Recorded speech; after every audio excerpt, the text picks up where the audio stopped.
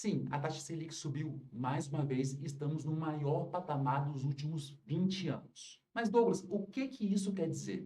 Nesse vídeo eu vou explicar o que que isso significa na prática para você, as consequências para o seu dia a dia e como que você pode fazer para se proteger em relação a isso. E já vou te pedir para você curtir esse vídeo e se inscrever no canal, que isso me ajuda bastante e eu estou com o objetivo de chegar a 1.000 inscritos nas próximas semanas. Então curte, compartilha, se inscreve e me ajuda lá. E sem mais delongas, vamos começar o vídeo que vai te ensinar de uma vez por todas o que que significa a alta da Selic. A taxa Selic é o principal mecanismo de controle da inflação. E para começar, vamos entender o que que é a inflação. Sabe quando dizem que quanto mais o tempo passa, mais o seu dinheiro vai perdendo valor? É só lembrar que há 5 anos você podia comprar com R$ 200, por exemplo, um carrinho de mercado cheio ou encher o tanque do seu carro de gasolina, e hoje os mesmos R$ 200 não enchem nem metade do carrinho e muito menos do seu tanque. Isso mostra pra gente que o seu dinheiro está perdendo o poder de compra em função do tempo. Quanto mais o tempo passa, menos o seu dinheiro está valendo. Eu sei que isso pode parecer pouco, mas se a meta do Brasil é, por exemplo, uma inflação de 4,5% ao ano, depois de 10 anos, o seu dinheiro vai perder 50% do poder de compra. Ou seja, o seu dinheiro vai estar valendo a metade do que ele vale hoje. E só por curiosidade, você sabe em quanto que está a inflação nos últimos 12 meses? Ou seja, no último ano? 5,32%.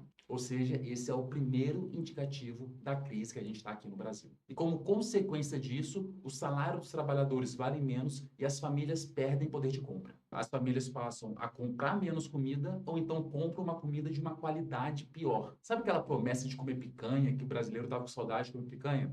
Então, né, parece que isso não está acontecendo. E para piorar, uma inflação alta gera incertezas na economia, prejudica o planejamento e o crescimento das empresas. Ou seja, tem menos geração de empregos. E com isso, menos empregos são gerados e as famílias com mais necessidades são as mais penalizadas. E isso não é só comida que está ficando mais cara. Energia elétrica, o gás de cozinha, os serviços de modo geral, tudo fica mais caro. E se você for pensar que a parcela da população que tem menos recursos financeiros, ou seja, aqueles mais pobres, são os que mais gastam com comida, por exemplo, acaba que toda a qualidade de vida da sociedade e da população, ela cai quando acontece esse tipo de problema na inflação.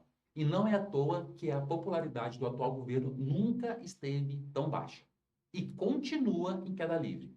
E agora que eu já expliquei o que é a inflação e as consequências, eu posso explicar o que é a taxa Selic. Lembra que eu disse que a taxa Selic é o principal instrumento de controle da inflação? Eu vou te explicar agora como que ela ajuda a regular essa alta dos preços. A taxa Selic é a taxa básica de juros aqui no Brasil e ela é controlada pelo Banco Central. Resumindo e simplificando o máximo que eu consigo, o Banco Central busca assegurar a estabilidade da moeda e do sistema financeiro.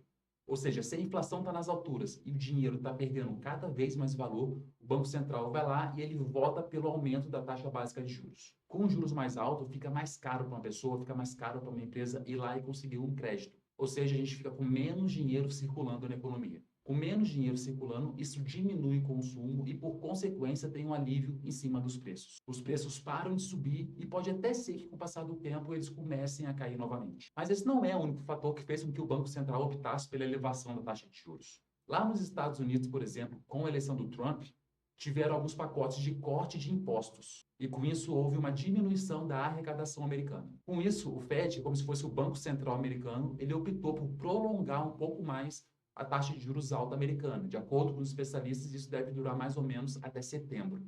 Com juros mais altos, os investimentos lá ficam mais atraentes. E isso faz com que a arrecadação não precise ser tão alta como os impostos sobre a população. Mas pensa só, se os juros americanos estão altos, é muito melhor você deixar o seu dinheiro investido em dólar, rendendo em dólar, com a segurança dos Estados Unidos, do que deixar o seu dinheiro rendendo no Brasil, com a insegurança do Brasil e com a instabilidade do Brasil, não é mesmo? Não precisa ser um gênio dos investimentos para você me responder isso. E se os investimentos lá fora estão mais atraentes e acabar tendo uma saída de dólares do Brasil, o dólar fica mais alto. E se o dólar está mais alto aqui no Brasil, os alimentos ficam mais caros, os combustíveis ficam mais caros, os produtos eletrônicos ficam mais caros, os serviços ficam mais caros, tudo fica mais caro. Isso vai o quê? Somar com a inflação, vai piorar a inflação e a gente entra no efeito bola de neve. Ou seja, o Banco Central opta pelo aumento de juros, os investimentos aqui ficam mais atraentes e com isso o dólar vem para cá e não tem uma grande alta do dólar no Brasil.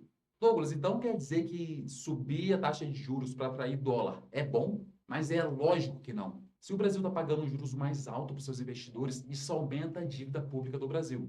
E hoje, essa dívida pública já está na casa dos 80,3% do PIB. Só para vocês terem uma ideia, nos últimos 12 meses o Brasil pagou 928 bilhões de reais só com juros da dívida. Isso significa que 31% de toda a arrecadação do governo federal foi só para pagamento de juros da dívida, ou seja, praticamente um terço. E o pior, ao invés de segurar e conter o aumento dos gastos, o governo tem gastado cada vez mais.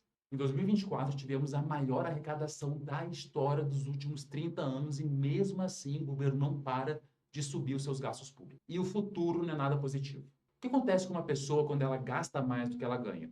Ela vai quebrar, ela vai ficar com o nome sujo, ela vai perder crédito, enfim, vai ser um desastre e ela vai parar de gastar. O que acontece com uma empresa, por exemplo, quando ela começa a gastar muito, aumenta os custos e não tem um faturamento alto? Ela vai quebrar.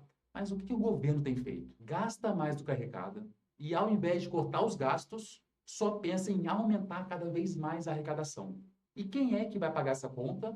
Sim, todos nós pagando imposto. O Brasil está indo para um caminho extremamente perigoso. E a taxa Selic nas alturas é só mais um indicativo de que a gente está indo para a beira do abismo. E como se proteger disso? Primeiro é você ter um planejamento financeiro rigoroso, conter os seus gastos e poder investir o seu dinheiro de forma mais inteligente. Busca alternativas, tira o seu dinheiro do Brasil, começa a investir no exterior, começa a investir em criptomoedas, mas não deixa 100% do seu capital preso aqui, investido aqui em real. E no médio e longo prazo, a gente precisa investir em educação e termos um maior posicionamento para a escolha dos nossos políticos. O que está acontecendo agora não é surpresa para ninguém. E na campanha do atual presidente, ele já falou que faria isso.